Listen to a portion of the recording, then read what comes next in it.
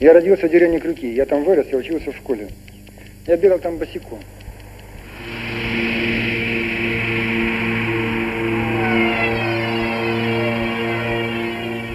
Так вот, деревня Крюки самое сильное загрязнение в Белоруссии. Там волосы дыбом стоят и щелкают от радиации. И вот я был там недавно, еще раз. Это надо самому увидеть. Я понял, что я потерял родину навсегда, потерял, понимаете? Надо прочувствовать.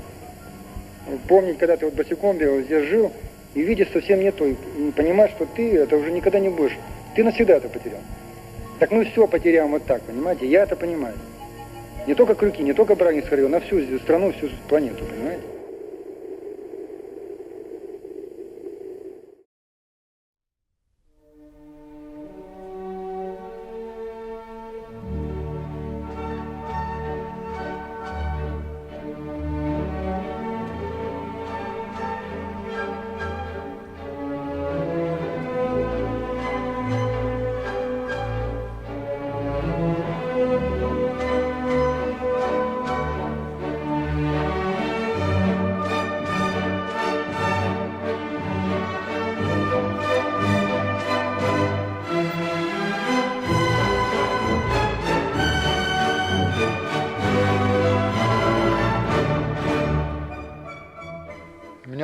My name is Anatoly Yunitskiy. I will tell you about the transportation systems of the future. Everything that you will get to know is based on the laws of physics.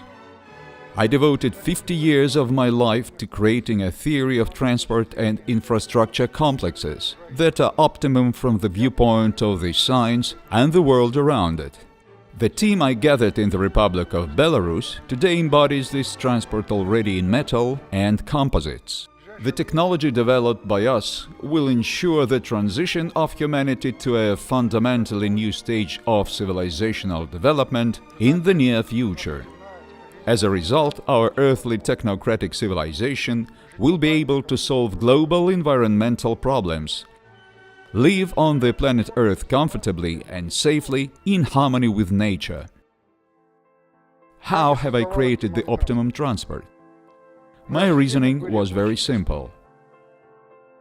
What will happen from the viewpoint of physics if I travel from point A to point B, for example, from Belarus to Brazil, by any type of transport? Railway, a ship, an airplane, a car, or a rocket? Both at the beginning and at the end of the way, I was at about the same altitude above the sea level, which means that as a result of the movement, my potential energy did not change. At both points, I remained motionless relatively to the Earth's surface, which means that my kinetic energy did not change either. Therefore, if the energy state of the cargo has not changed, the useful transport work for its movement will be equal to zero. There is nothing to change and improve in it. It turns out that 100% of the energy in any mode of ground transport is spent not on moving, but on fighting with the environment and destroying it.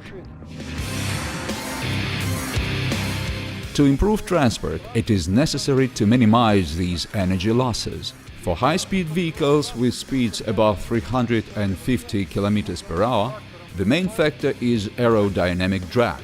More than 90% of the energy losses when driving is spent to overcome it. Skyway has achieved great success, primarily in the field of aerodynamics. The drag coefficient of our railcar, called Unibus, is 7 times lower than that of Bugatti. It is 0.06. The optimum aerodynamic shape of Unibus is determined on the basis of dozens of blowdowns in a wind tunnel, starting from 1995. Such high rates were achieved also by eliminating the airfoil effect that occurs when driving on the roadway. Air flows around the vehicle moving along the roadway unevenly, above and below, with compression under the bottom and turbulence behind. But if you raise the vehicle high above the roadway, As it is done in the Skyway transport, aerodynamics improve immediately by 2.5 times. Our rolling stock moves along string rails that do not create an airfoil effect. In fact, they are stretched through the air. In addition, the land under Skyway routes remains untouched. Forests will continue to grow on it, agriculture will be maintained, the natural soil hydrology will be preserved, and the migration routes of animals will remain.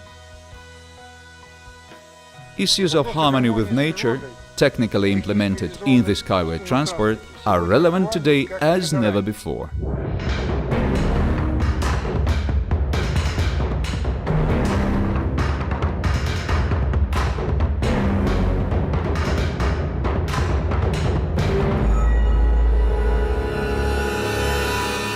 Everyone has environmental problems: greenhouse effect, destruction of the ozone layer and global warming, as well as many other dangers associated with the impact of industry on nature, on the biosphere. The current environmental crisis is a natural result of human experience accumulated in the process of interaction with nature. The population of the planet is increasing, and the level of its consumption is growing. The modern world has consumed such an amount of natural resources during 15 years that has been used by mankind for all the previous time of its existence. We live in debt and deplete the planet, consuming more than the Earth can give us.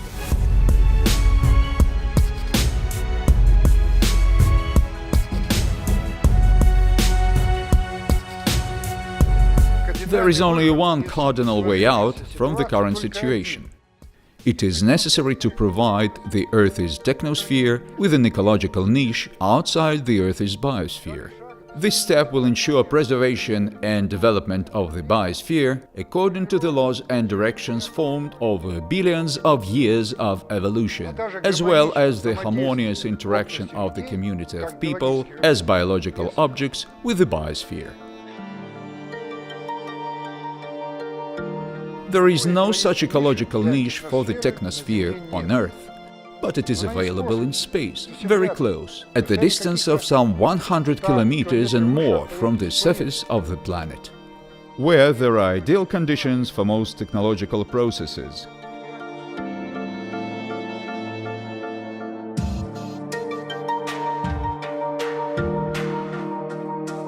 Zero gravity, vacuum, high and cryogenic temperatures, unlimited raw materials, energy and spatial resources. To accomplish this qualitative transition, humanity already has all the necessary resources.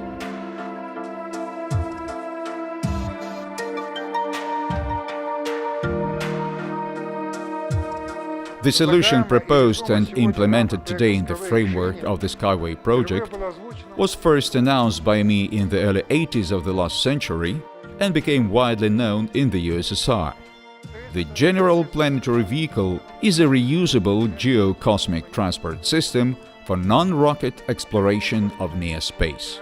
For one flight, GPV will allow to bring out into the orbit about 10 million tons of cargo and 1 million people who will be engaged in the creation and operation of the near-Earth space industry.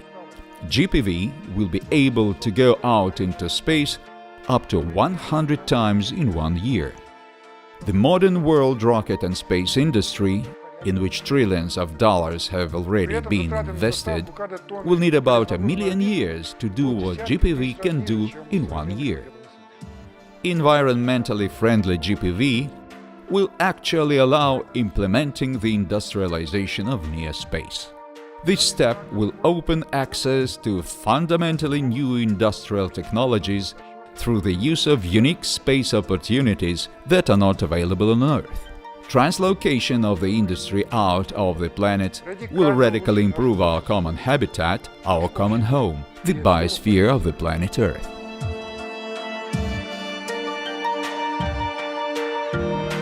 The technological basis for the erection of the launch overpass will be the Skyway systems that will make it possible to obtain profits from the project at the initial stages of its implementation by transporting passengers and cargo on the planet's surface.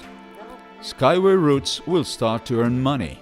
People will be able to build housing along them and develop businesses. The Skyway transport and infrastructure complexes will give impetus to the development of previously undeveloped lands. Thanks to the Skyway overpasses, the lines of modern informational communications, electricity, water and fertile soil will come to the most remote corners of the planet. Man and nature will finally be in harmony with each other. The ideas that have changed the world in the past have always seemed fantastic and unreal to contemporaries, but they took on a real embodiment with the efforts of engineers. We have not inherited the earth from our ancestors. We have borrowed it from our descendants. We are obliged to work out this debt. Otherwise, we will not have the future for all of us. The earthly technocratic civilization will disappear as a failed experiment of the universe.